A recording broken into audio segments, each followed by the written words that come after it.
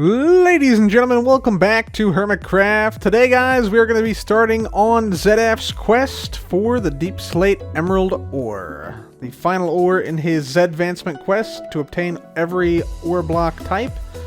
And yeah, by the way, guys, did you know Smelting Sponge gives you water buckets? Did you know that? We have lava buckets coming in from behind, by the way, here. That's why this is refilling here. But that's probably one of the least used mechanics in the game now, that you can actually, basically, like, dry out sponges in the nether, like, instantly. But you can still smelt them and get a water bucket back if you use lava to, like, smelt them initially. So that's kind of cool. Fills a water bucket. Easy way to get water if you need some. Anyways, what do we need to do here today? Well, first of all, we got to fill in the giant hole. We can't have this staying around here. But basically, the first part of the quest, we want to make this kind of like a lore quest, right? So basically, spoiler alert, but this thing is going to be effectively the tale of an Allay that was hijacked by some pillagers, and also like their treasure is stored with them. That's going to be the general premise of the story, because we want to go pretty deep into like the story and like make it like a true adventure for Zedaph when he comes here. Voila! Hole is gone now, ladies and gentlemen. We definitely did not just make a gap here, and now it's a deep dark area, which we need to light up a little bit, it looks like. But it's a little bit spooky down here for me, so I'm just going to boost on out.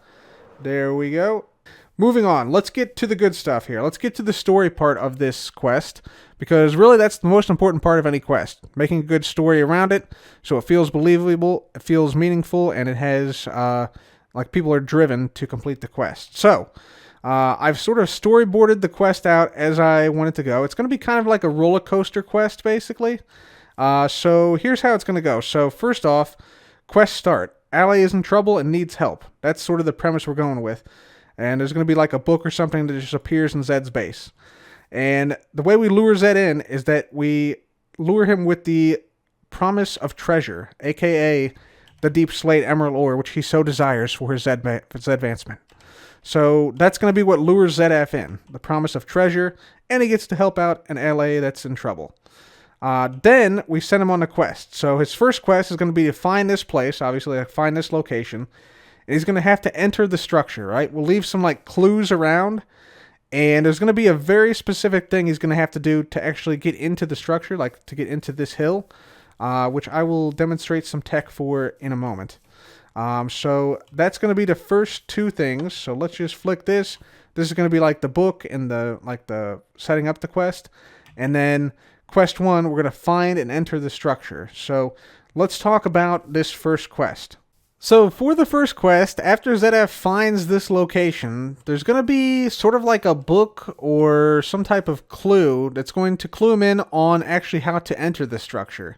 And then he's going to have to perform a certain task to get in. So that task is going to involve the Sculk Sensor here, this block, because it's kind of an awesome block. And I wanted to utilize this for this project, so let me show you how we're going to do that. So basically, if you don't know, the Sculk Sensor can, sense things, obviously, from about 8 blocks away. But it also has a unique property of giving different redstone outputs depending on actions taken in the world via comparator. So, for instance, if I walk around, you'll see that's only 1 in signal strength, regardless of how far away I am from the Sculk Sensor.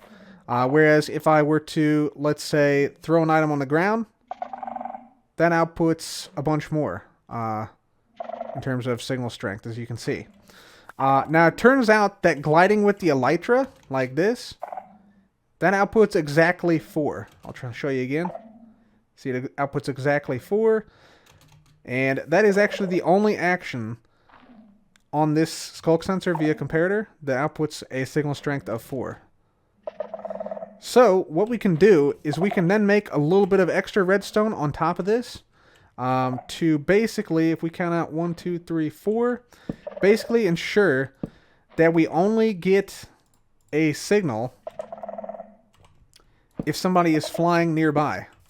So, if I do something like this with the note block, let's say here, like this, Now I can do whatever I want around this Sculk Sensor. I can throw items. Let's just throw an item on the ground here. There you go. Yeah, and you'll see the Sculk Sensor does not output a signal to this note block unless I fly, like this. There you go. So, we can utilize that interesting mechanic. Let's show you again. There we go. When we fly, it works, but when we throw an item or something, or, you know, break a block or place a block, see, it doesn't work. So, yeah. We're going to utilize this to make a custom entrance. And we can also utilize the fact that the Sculk Sensor can detect 8 blocks away to make a AND gate with Sculk Sensors that will only allow a secret door in the wall here to open when Zedaph flies on one particular block through one particular, or through a series of structures, basically. This is all getting very complex with technical mumbo jumbo. Let me just build the thing and show you what's going to happen. Gonna be honest, things have gotten a little bit weird here. Well, we had to use bone meal on the Allay heads to fit the redstone in. So these are now a lot bigger, but they still look pretty cute. They still look pretty adorable. And yeah, we have our secret door now built, as you can see right here. Or maybe you can't see it, but if I actually remove one of these, there it is back there, baby. Secret door hidden in the wall. I think it blends in pretty well, actually. Yeah, I don't think anyone would really suspect that. And so the way you open the secret door is you fly directly in between the 2 giant Allay heads. And so basically, if you fly too low, if you fly too high, too far to the left, too far to the right, it doesn't open. Let me just sort of demonstrate that by flying incorrectly. So let's say we fly in too fast and too low, like this, in the hopes that the door opens. See, nothing opens. If we fly too high, up here, let's say, like this, that's not good enough. That's not good enough, because that's not in between the Vex heads. If we fly on one side, like this, let's go up here and just float down close to this head. Not good enough. As you can see, the door remains closed. So, if we get up here and we fly correctly this time, like this, and fly directly in between the Allay heads, like this, door opens, we get through, and the door closes immediately behind us. So that's how you get into this place. So it's pretty hidden. It's pretty hidden.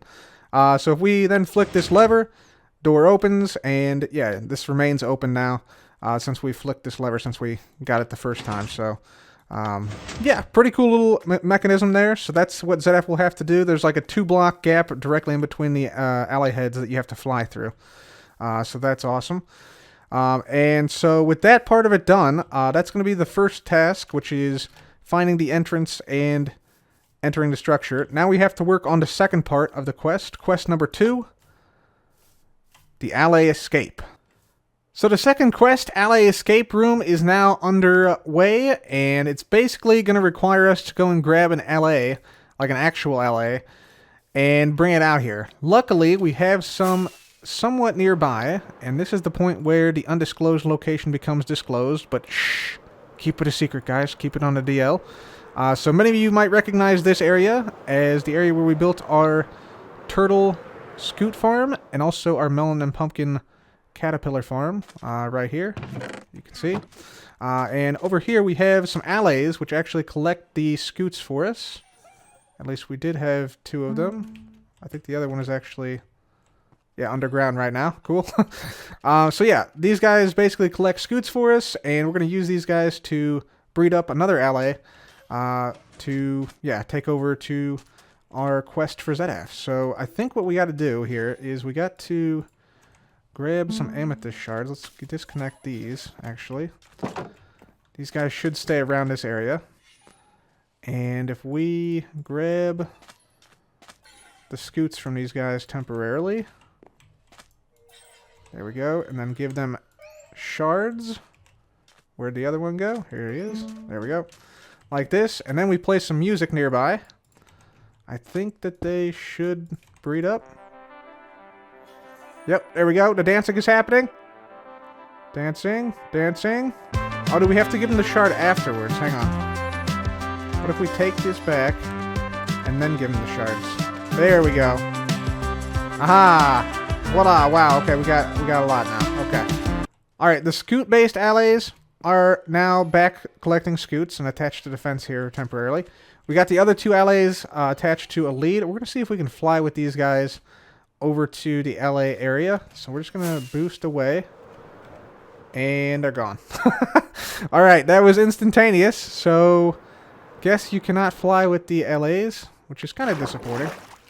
Let's see if we can't maybe try a little bit more. There.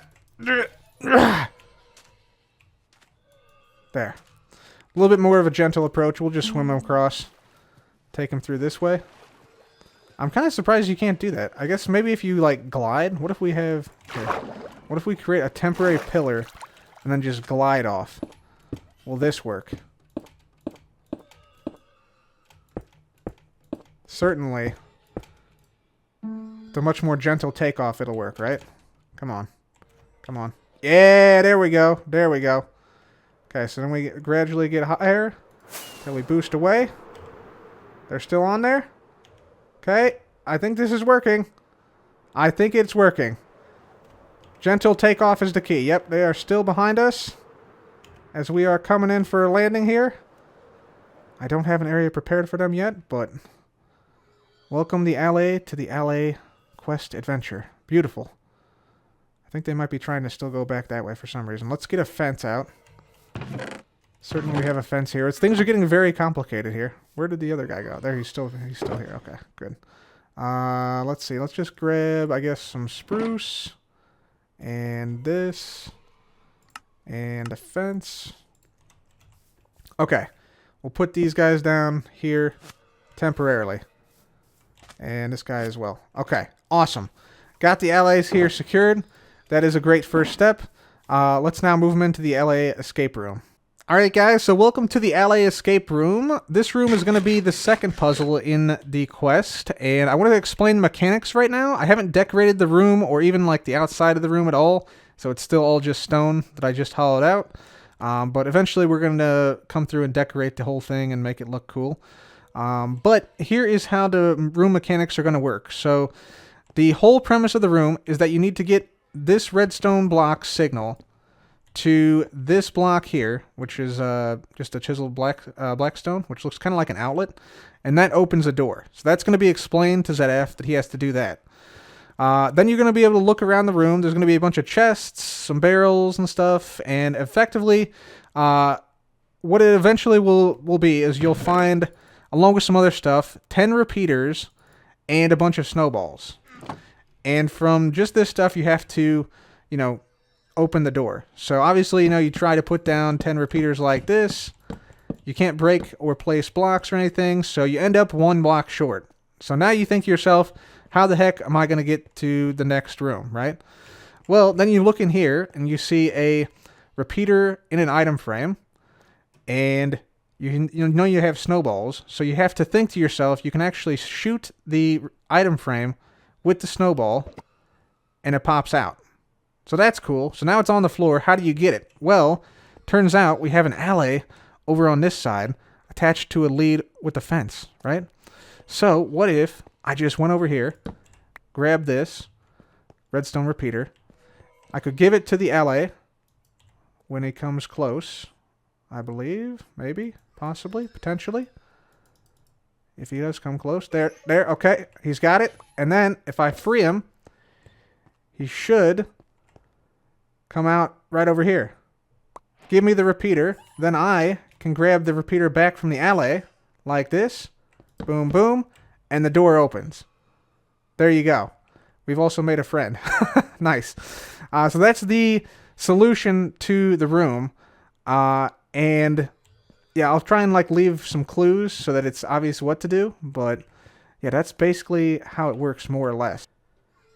Alright guys, so I think we've nailed the mechanics for the third room now, the birthday room for the Allay. The story here is going to be that before the Allay was imprisoned in this large dark oak structure by the pillagers, it was actually its birthday, and so now that it's out, it wants to party immediately after getting out. So what we're going to have Zedaph do is we're going to have him basically take the Allay from this room, which should be out in this section of the room, since it comes out the hole when it gives you the item.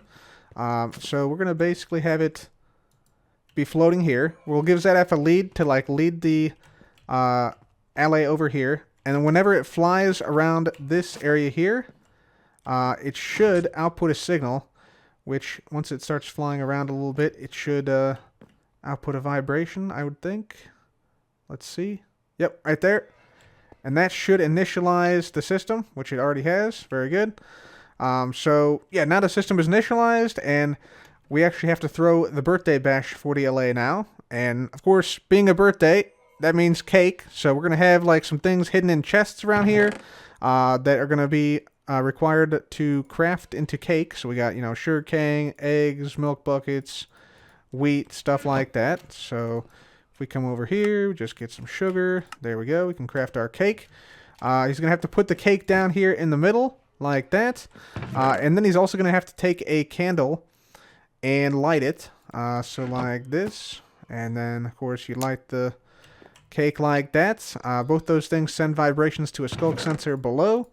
And then finally, the Allay wants something a little bit more exciting. So you actually have to create a firework and shoot it off as well. So if we take something like this, get a little firework star, and then a paper like that. There we go. We can make a firework. And then if we shoot this off, celebrate the birthday.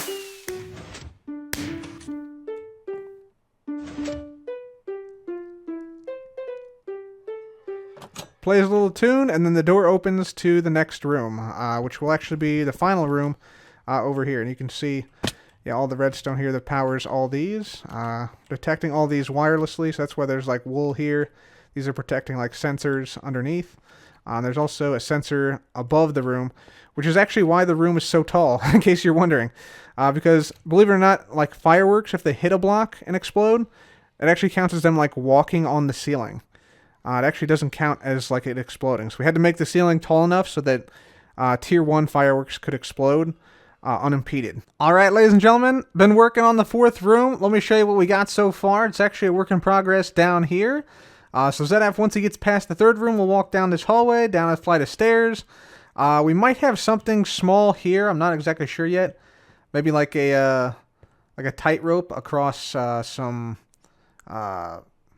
water or some dripstone, perhaps. We'll see. But maybe something small right there. Then you get to this point here. At this point, Zedaph is going to have to use a horn to enter the room. So you can do that by just doing... Oh, actually, hang on. I wasn't standing totally still. The Sculk Sensors are kind of finicky in that you can't be doing anything else at the moment where you're activating the thing. So if I stand totally still, then activate it. There we go. You can walk through. The door closes behind you. And then this room is where the action is going to happen. So you can see I've started to decorate a little bit here because this room is actually going to be the final room. This block here will actually be the Deep Slate Emerald ore that Zedaph seeks. So he's going to be able to mine that in this room. But when he mines that, some crazy stuff is going to happen. Basically, to make a long story short, the entire room is going to flood. We're doing that by basically pushing waterlogged stairs out of the wall, creating source blocks in the corners here, which then spread once the pillars retract. So that's going to be pretty awesome. And then we're also, at the exact same moment the room starts to flood, before it turns totally into water, because the whole thing will be entirely water by the end of this, we're also going to have scuba diving pillagers drop into the room where these dirt blocks are. So we're going to have 4 scuba diving, maybe not 4, maybe 2.